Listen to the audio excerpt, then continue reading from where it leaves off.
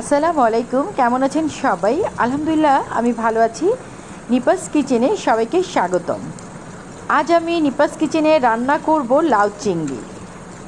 লাউ চিংড়ি রান্না করতে আমার কি কি উপকরণ লাগছে চলুন যেয়ে দেখি। এখানে মাঝারি সাইজের একটা লাউ কেটে ধুয়ে পরিষ্কার করে নিয়ে নিয়েছি। চিংড়ি মাছ নিয়েছি প্রয়োজন মতো, চিংড়ি মাছগুলোকে পরিষ্কার করে ধুয়ে নিয়েছি। পেঁয়াজ কুচি নিয়েছি আমি 3 টেবিল চামচ, কাঁচামরিচ 4 পিস, ধনেপাতা প্রয়োজন মতো, হলুদ গুঁড়ো সামান্য, মরিচ গুঁড়ো সামান্য, লবণ স্বাদ মতো, তেল 6 টেবিল চামচ। চলুন তাহলে আমরা শুরু করি। যেই হাঁড়িতে রান্না করব হাঁড়িটা চুলায় দিয়ে দিয়েছি গরম হওয়ার জন্য। হাঁড়ি গরম হয়ে গিয়েছে, দিয়ে দিলাম তেল।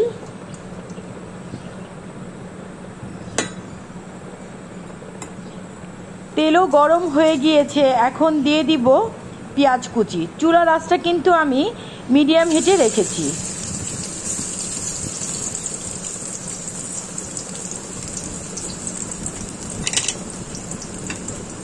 এখন আমি নেড়ে দিব। পেঁয়াজ কুচিটাকে আগে আমি ভেজে নিচ্ছি।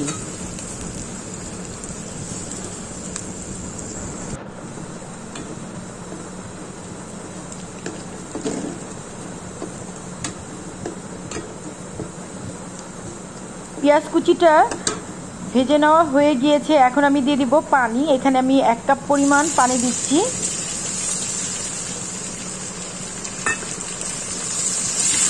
চুলার আঁচটা আমি বাড়িয়ে দিব।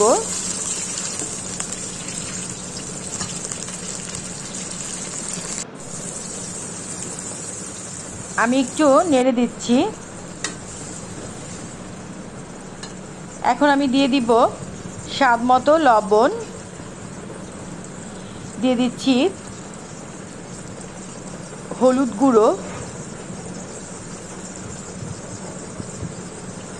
দিয়ে দিব মরিচ গুঁড়ো,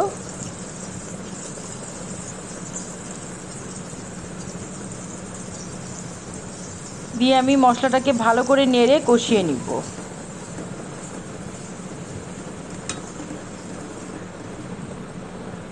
চুলার আঁচটা মিডিয়াম হিটে রেখে তারপরে মশলাটা আমি ভালো করে কষিয়ে নিচ্ছি। মশলাটা ভাজা ভাজা হয়ে গিয়েছে, এখন আমি দিয়ে দিব ধুয়ে রাখা চিংড়ি মাছ। এখানে চাইলে আপনারা চিংড়ি মাছ কম বেশি নিতে পারেন। আমি আমার প্রয়োজন মতো নিয়ে নিয়েছি, আপনারা আপনাদের প্রয়োজন মতো নিয়ে নেবেন। চিংড়ি মাছটাকে ভালো করে মশলার সাথে কষিয়ে নিচ্ছি।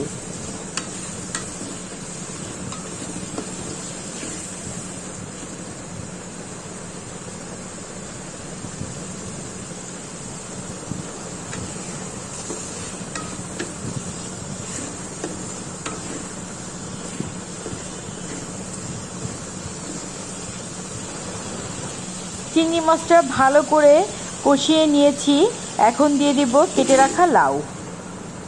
লাউ দিয়ে ভালো করে নেড়ে নিচ্ছি।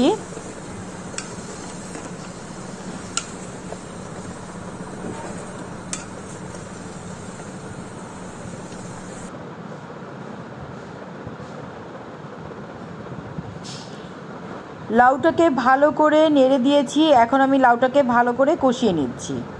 চুলার আঁচটা মিডিয়াম হিটে রেখে ঢাকনা দিয়ে লাউটাকে ঢেকে দিচ্ছি।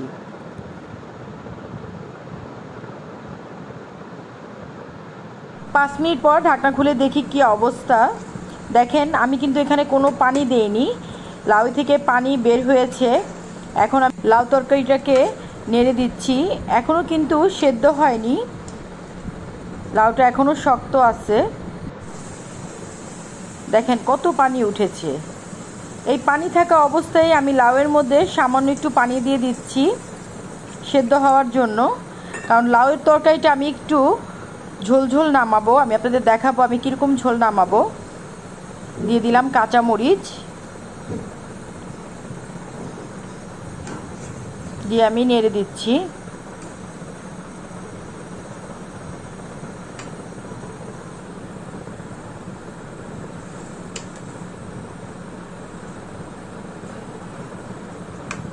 এখন আর ঢাকনা দিয়ে ঢাকবো না, চুলার আঁচটা বাড়িয়ে দিচ্ছি।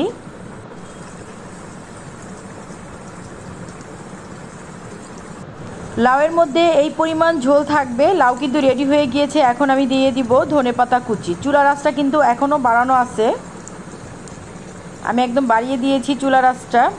আমি নেড়ে দিচ্ছি ধনেপাতা কুচি দিয়ে।